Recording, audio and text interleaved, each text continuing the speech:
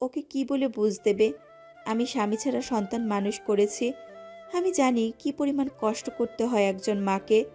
আর শেষ পর্যন্ত যদি সন্তান সারোয়ারের মতো হয় তাহলে তো জীবন শেষ। তাই বলছি, সব ভেবে সারোয়ারকে আরেকবার সুযোগ দিয়ে দেখো। অন্তত তিতুনের কথা ভেবে হলেও। মেয়েরা মা হওয়ার পর যা কিছু সিদ্ধান্ত নেয় সন্তানের ভালো ভেবেই নেয়। তুমি নিশ্চয়ই তার ব্যতিক্রম না? ওনার কথা শুনে দ্বন্দ্বে পড়ে গেলাম। তিতুনকে নিয়ে চিন্তা হচ্ছে বটে। ওনার কথাগুলো খুব ভুল কিছু নয়। তিতুন বাবার কথা খুব বলতো। আর সারোয়ারকে পাওয়ার সাথে সাথে যে পরিমাণ খুশি সে হয়েছে তা বলার অপেক্ষা রাখে না। এখন হুট করেই আবার সারোয়ার চলে গেলে ওকে সামলানো মুশকিল হবে। এতদিন বাবাকে দেখেনি সেটা একরকম, কিন্তু এখন দেখার পর আবার হারিয়ে ফেলে ওর মনোজগতে কি প্রভাব পড়বে সেটাই ভাবছি।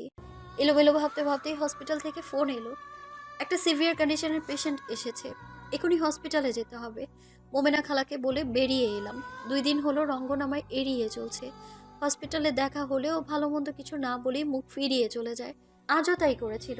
আমি ধরলাম, রঙ্গন, কেন এমন করছিস আমার সাথে? রঙ্গন অবাক হলো। কেমন করছি? কথা বলছিস না? ভাইয়ের বউয়ের সাথে কি কথা বলবো? কথা বলা কি উচিত? রঙ্গন হেলা ভরে জবাব দিল। আমার হৃদয়ে সুই ফোটার মতো সূক্ষ্ম ব্যথা টের পেলাম। হেসে বলি, মাথা গেছে নাকি তোর? কি উল্টাপাল্টা বকছিস? রঙ্গন গম্ভীর হয়ে আমায় দেখল। কেন? ভুল কিছু বলেছি? তুই এখনো সারোয়ারের বউ না? তোর স্বামী, শাশুড়ি, সন্তান সবাইকে নিয়ে সুখের সংসার। সেখানে আমি কে তোর জীবনে? তুই আমার বন্ধু রঙ্গন। আর কোন পরিচয়ের দরকার আছে বল? রঙ্গন হাসলো। স্বামীর চাইতে বড় পরিচয় আর হয় না। এতদিন আমাকে দরকার ছিল, তোর পাশে থেকেছি। এখন আর দরকার নেই। আমি মৃদু স্বরে আর্তনাদ করি, কি বলছিস এসব? রঙ্গন বিন্দু মাত্র ঘাবড়ে গেল না, অটল গলায় জবাব দিল, সত্যি বলছি। শুধু শুধু আমাকে বিরক্ত করিস না। সারোয়ারকে নিয়ে সুখে শান্তিতে সংসার কর। বলেই আর দাঁড়ালো না, আমাকে ফেলে রেখে হেঁটে চলে গেল। আমি বিস্ময়ে বিমূঢ় হয়ে দাঁড়িয়ে রইলাম মিনিট খানেক। নিজেকে সামলে চেম্বারে এলাম, কিন্তু মন পড়ে রইল রঙ্গনের কাছে। রাতে চেম্বার করে ফেরার পর বাসায় ফিরে আরেক দফা ঝাঁকি খেলাম। ড্রয়িং রুমে সার্ভার বসে আছে তিতুনের সাথে। আমাকে দেখে হাসার চেষ্টা করে বলল, মার শরীর খারাপ হয়ে গেছিল, আমাকে রাখলো দেখে আসলাম।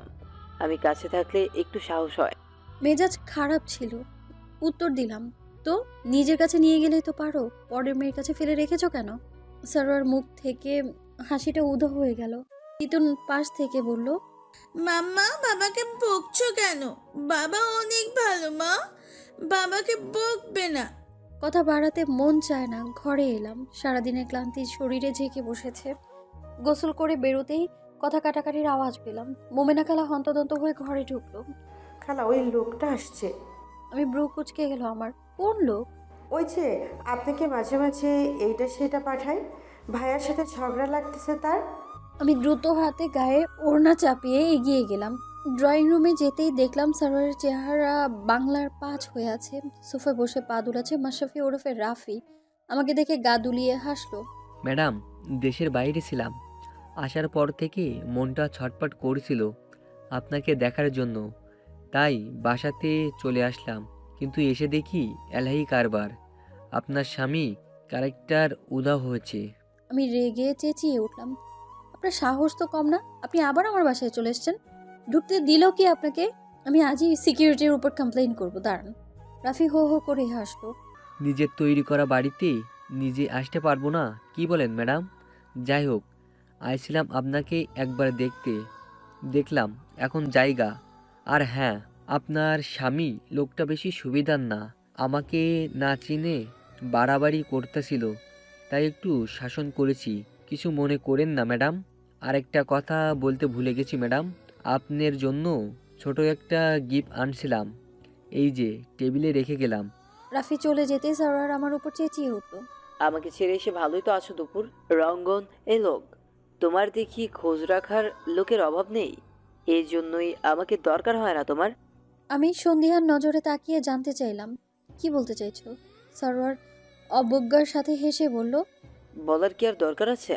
একজন ইয়াং মেয়ে 5 বছর স্বামী ছাড়া কিভাবে থাকে তা তো পরিষ্কার বুঝতে পারছি।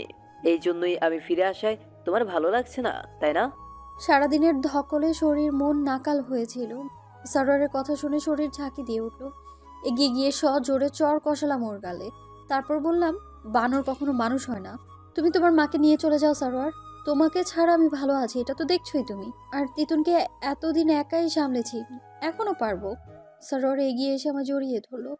আরে তুমি এত রাগ করো কেন দুপুর? আমি তো তোমাকে পরীক্ষা করে দেখছিলাম। সামান্য দুষ্টামি করেছে। আমি জানি তুমি কখনোই এরকম মেয়ে না যে অন্য কারো সাথে জীবন জড়াবে। প্লিজ আমাকে মাফ করে দাও, আর কখনো এমন দুষ্টামি করব না।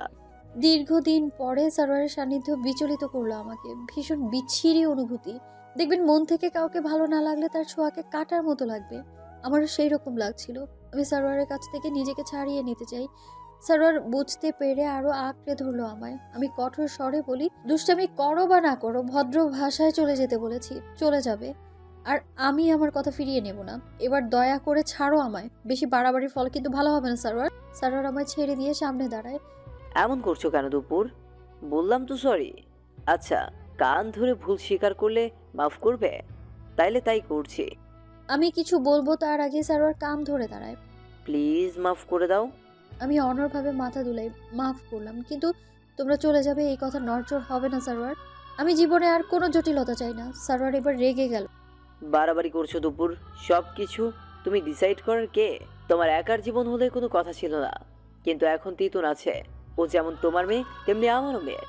মানলাম তুমি এই যাবৎ একাই ওর দেখাশোনা করেছো, কিন্তু আমি তো ওর কথা জানতাম না। জানলে নিশ্চয়ই ওকে ফেলে দিতাম না। হতে পারতো ওর কথা জানলে আমিও পাল্টে যেতাম।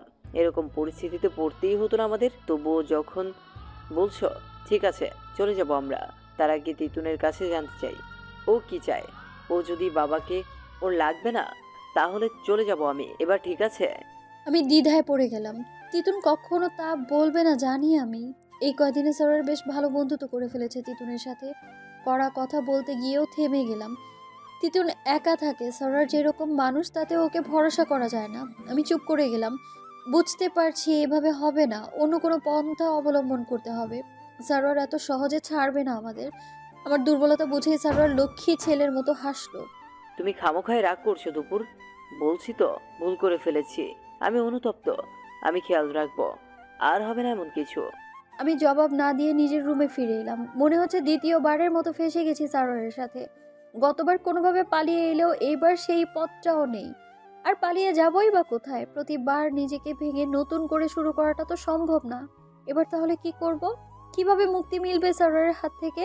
দিনগুলো একভাবে কেটে যাচ্ছে। সারোয়ারের সাথে কথা বলছি না পারো তো পক্ষে।